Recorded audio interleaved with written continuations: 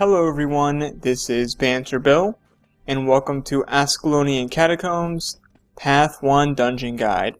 This is not a speedrunning guide, but a guide meant for those who are new to the dungeon, or for those who need a refresher.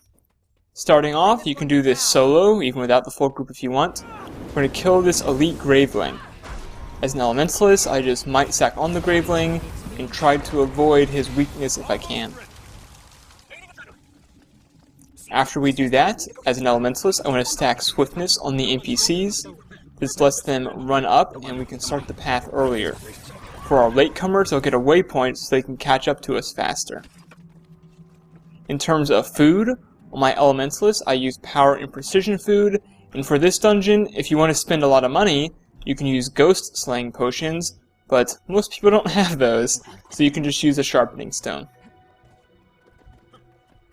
So we go ahead and choose our path. Once you choose your path, that Graveling nest will spawn. Just run right by it. Run to the spider room, avoiding the traps by just sticking to the left-hand wall.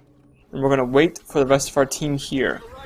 While you're waiting, you can go ahead and kill some of the gargoyles on the side. These gargoyles will shoot fireballs at you during the fight, which, when added up, can do a lot of damage. The Spider Queen will spawn once you kill all the spiders that have no health, or very low health, like an ambient creature. These spiders are spread out through this area.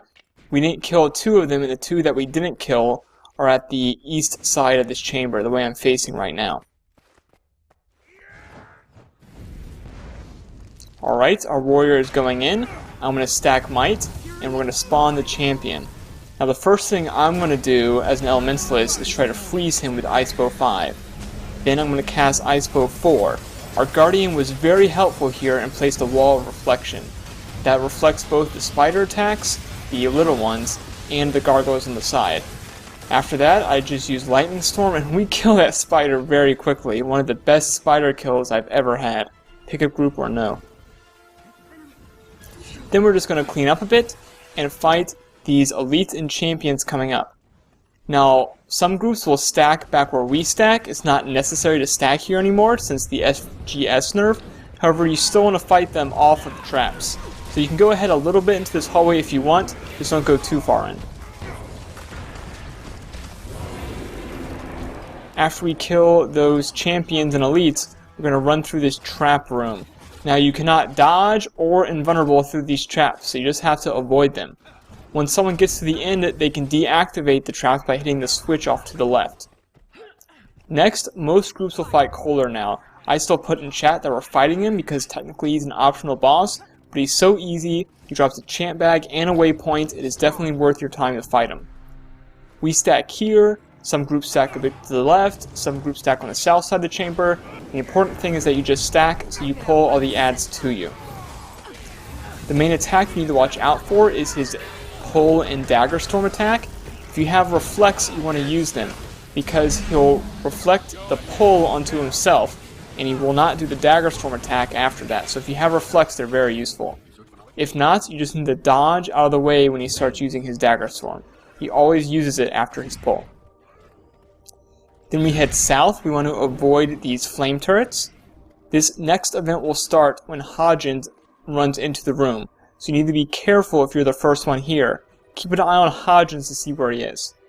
Now Hodgins is on our 5th player who's about to lag out, so we're going to do this 4-man. As an elementalist, I'm going to cast Meteor Shower on this north burrow. I'm going to pre-cast it, and then I'm going to cast Icebow to give to my teammates and use on the next nest. One Meteor Shower and a Lava Font should be able to take care of that nest. Once that nest is killed, I use Icebow 4 on this nest. And then, hopefully, someone will be on the bottom left nest. If not, you have to wait for this next nest to spawn. And I'm going to use either Icebow 4 or my Glyph of Storms. Usually it'll be Glyph of Storms because Icebow 4 won't be recharged by now.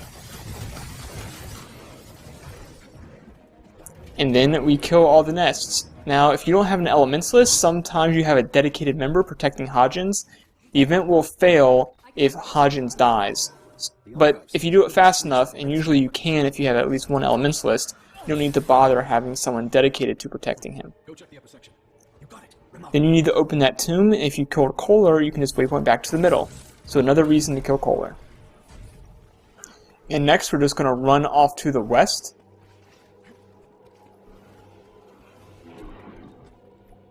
When you enter through this archway, stick to the left. If you run it straight in, you'll spawn oozes, and Hodgins can get caught on them. So please stick to the left, you will not spawn oozes. Once Hodgins reaches the end, this door on the north will open. We need to collect 5 scepter pieces. I recommend having stability skills, because these gravelings will knock you down. As an elementalist, I equip all my stun breakers, and I want to use my Lightning Staff 5 for a stun field as I pick up these scepter pieces, and I'm going to use Earth 4 as a wall to stop them from following me. Warriors are really good at this part. As you can see, our warrior got 4 of the scepter pieces and I only got 1. Once you get all 5, the people waiting back where Hodgins was, Hodgins is just going to do some little dialogue and then spawn a waypoint for the people who ran the scepter pieces. If you did run the scepter pieces, I recommend running all the way like we did. That lets you break aggro easier and waypoint. Alright, next we're just going to keep on running. If you have a thief, you want to stealth here, otherwise you can just run it. Again, I recommend having stability here because these gravelings can chain knock you down. You want to dodge through these flame traps or stick to the edge. And then watch out for these gravelings. Our guardian was very nice there, gave me a retreat in case I would have gotten hit. And again, I just use my Lightning Staff 5 and Earth Staff 4 to help me avoid these graveling attacks. Now, if your whole group is with you, you can just run right in after this part. However, we decided to wait for our warrior who disconnected. And so the place to wait at is in this alcove up here. However, our warrior ended up disconnecting again, so we decided to 4-man the boss. Now there's one main attack you need to watch out for on this boss. It's his Breath of Doom attack. He will put this big Breath of Doom, it's pretty obvious, you just need to not get hit by it. While this is happening, gravelings will be spawning, however usually you don't have to worry about them. The mechanic to defeat the gravelings is that Hodgins will spawn fire fields in the ground, and the gravelings will instantly die if they walk into a fire field. However, if you have enough DPS, you don't even need to worry about the gravelings, because you can kill the boss before they even get to you. And we beat the boss, and that's the end of the dungeon. I'm going to hold the cutscene so our warrior can get back in time and hopefully get his reward. Thanks for watching.